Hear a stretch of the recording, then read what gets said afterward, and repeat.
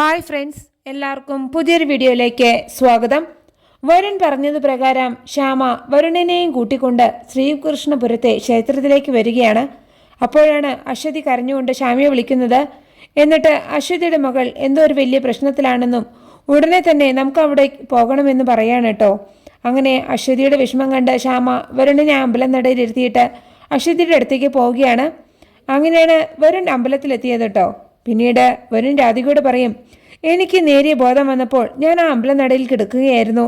കുറേ നേരം താൻ വരുമെന്ന പ്രതീക്ഷയിൽ ഞാൻ കാത്തിരുന്നു. കാണാതായപ്പോൾ ഞാൻ തന്നെ തിരക്കിയിറങ്ങി. കുറച്ച് ദൂരം നടന്നപ്പോഴേക്കും ഞാൻ കുഴഞ്ഞു വീണു. അതിവിടെയായിരുന്നു. പിന്നീട് താനിപ്പോൾ എൻ്റെ കൺമുമ്പിൽ വന്നപ്പോഴാണ് എൻ്റെ ബോധം വന്നത്. അപ്പോൾ രാധിക പറയും, ഞാൻ കടൽക്കരയിൽ വന്നിട്ടില്ല. ഇന്നലെ ഞാൻ വരുണിനെ കണ്ടിട്ടേയില്ല. അപ്പോൾ വരുൺ പറയും, അതൊന്നും എനിക്കറിയില്ല. പക്ഷേ എന്നെ മരണത്തിൽ നിന്ന് കൈപിടിച്ച് കയറ്റാൻ തനിക്ക് മാത്രമേ സാധിക്കുമായിരുന്നുള്ളൂ. ഇത് കേൾക്കുമ്പോൾ രാധിക ഒന്ന് ഞെട്ടാണ് കേട്ടോ. എന്നിട്ട് ചോദിക്കും, എന്തിനാ ജീവിതം അവസാനിപ്പിക്കാൻ ശ്രമിച്ചത്? അപ്പോൾ വരുൺ പറയും, ജീവിച്ചിട്ട് എന്തിനാണ്? എന്നും വേദനിക്കാനോ? നിന്നെ ഓർത്ത് ദുഃഖിക്കാനോ? അപ്പോൾ രാധിക ചോദിക്കും, എന്നെ ഓർത്ത് നിങ്ങൾ എന്തിനു വേദനിക്കണം? വരുണിനെ സ്നേഹിക്കുന്നവർ ഒരുപാടുണ്ടല്ലോ. അപ്പോൾ വരുൺ പറയും, നീ മറ്റൊരാളെ സ്നേഹിക്കുന്നുണ്ടെന്നും അയാളെ വിവാഹം കഴിക്കാൻ പോകുന്നുവെന്നും പറഞ്ഞാൽ പിന്നെ അതെനിക്ക് സഹിക്കാൻ പറ്റുമോ? എൻ്റെ പ്രതീക്ഷകൾ നീ മാത്രമാണ്. താൻ കൂടെ ഇല്ലാതെ എനിക്ക് പറ്റില്ല. അപ്പോൾ രാധിക പറയും, ഇന്നലെ ഒരു രാത്രി വരുണിനെ കാണാത്തത് കൊണ്ട് എന്തൊക്കെയാണ് സംഭവിച്ചതെന്ന് അറിയോ? വരുണിൻ്റെ അച്ഛൻ ഹോസ്പിറ്റലിലാണ്. അച്ഛൻ്റെ നില വളരെ സീരിയസ് ആണ്. വരുണിനെ കാണണം എന്ന് മാത്രമാണ് അച്ഛൻ ആവശ്യപ്പെട്ടുകൊണ്ടിരിക്കുന്നത്. വരുൺ എത്തിയാലേ അച്ഛൻ്റെ അസുഖം ഭേദമാകുമെന്ന് ഡോക്ടർമാർ പറഞ്ഞു. അത് ഞാൻ കേട്ടതാണ്.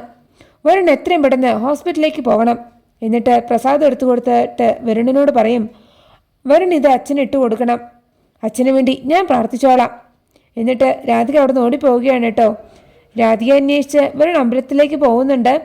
രാധിക വരുൺ വന്നത് മറന്നു നിന്ന് കാണുന്നുണ്ട് കേട്ടോ. എന്നാൽ വരുൺ രാധികയെ കാണാത്തത് കൊണ്ട് ആ നടയിൽ നിന്ന് പ്രാർത്ഥിച്ച് വിഷമത്തോടെ അവിടെ നിന്ന് പോവുകയാണ്. പിന്നീട് കാണിക്കുന്നത് വരുൺ ഹോസ്പിറ്റലിൽ എത്തുന്നതും പരമേശ്വരൻ നോർമൽ സ്റ്റേജിലേക്ക് മടങ്ങി വരുന്നതുമാണ്. വരുൺ രാധിക കൊടുത്ത പ്രസാദം പരമേശ്വരൻ്റെ നെറ്റിയിൽ ചാർത്തി കൊടുക്കുന്നുണ്ട് കേട്ടോ. അതേസമയം രാത്രി ശരത്ത് പ്രിയയെ വിളിച്ചിട്ട് ഞാൻ വീടിൻ്റെ പുറകുവശത്തുണ്ടെന്നും എനിക്കിപ്പോൾ തന്നെ കാണണമെന്നും പറയാണ് കേട്ടോ. അതുപ്രകാരം പ്രിയങ്ക ശരത്തിനെ കാണാൻ വരികയാണ്. പ്രിയങ്ക പോകുന്നത് കാണുന്ന രാധിക അവളുടെ നീക്കങ്ങൾ എന്താണെന്ന് മറിഞ്ഞു നിന്ന് നോക്കുകയാണ് കേട്ടോ. അപ്പോൾ ശരത്ത് പ്രിയങ്കയോട് ചോദിക്കും, നീ എന്താ അവിടെ നിന്ന് വന്നത്? അപ്പോൾ പ്രിയങ്ക പറയും, അതൊക്കെ അവസാനിച്ചു. ഇനി അത് അങ്ങോട്ടൊരു തിരിച്ചുപോക്കില്ല. അപ്പോൾ ശരത്ത് പറയും, നീ അവിടെ പിടിച്ചു നിൽക്കാമെന്നല്ല എന്നോട് പറഞ്ഞത്? അത് പ്രകാരം ഞാൻ എല്ലാം പ്ലാൻ ചെയ്തു. അപ്പോൾ പ്രിയങ്ക പറയും, അതിനൊന്നും ഒരു മാറ്റം വരില്ല. അതിന് വേണ്ടതൊക്കെ ഞാൻ അവിടെ നിന്ന് കൊണ്ടുവന്നിട്ടുണ്ട്. കുറച്ച് ദിവസം ഞാൻ വേഷം കെട്ടി നിന്നതല്ലേ, അതിൻ്റെ കൂലി ഞാൻ കൃത്യമായിട്ട് എടുത്തുകൊണ്ട് വന്നിട്ടുണ്ട്. അപ്പോൾ ശരത്തിന് സന്തോഷമാവാണ്. അപ്പോൾ ശരത്ത് പറയും, അങ്ങനെയെങ്കിലേ നമുക്ക് എല്ലാവർക്കും അഡ്വാൻസ് കൊടുക്കാം. പ്രൊഡക്ഷൻ കമ്പനി രജിസ്റ്റർ ചെയ്യണം. അതെപ്പോഴാണ് വേണ്ടത്? അപ്പോൾ പ്രിയങ്ക പറയും, ശരത്ത് കാര്യങ്ങളൊക്കെ റെഡിയാക്കിക്കോ. കൊണ്ടുവന്നതൊക്കെ ഞാൻ നിന്നെ ഏൽപ്പിക്കാം. അതെങ്ങനെയെങ്കിലും നീ അത് വിറ്റാൽ മതി. അപ്പോൾ ശരത്ത് പറയാം, എന്നാൽ നീ അത് ഇപ്പോൾ തന്നെ തന്നോ? അപ്പോൾ പ്രിയങ്ക പറയും, അതിന് ഇവിടെ കുറച്ച് പ്രശ്നങ്ങളൊക്കെ ഉണ്ട്, എല്ലാം ഒന്ന് തണുക്കണം. അത് കഴിഞ്ഞ് ഞാൻ നിന്നെ വിളിച്ചോളാം.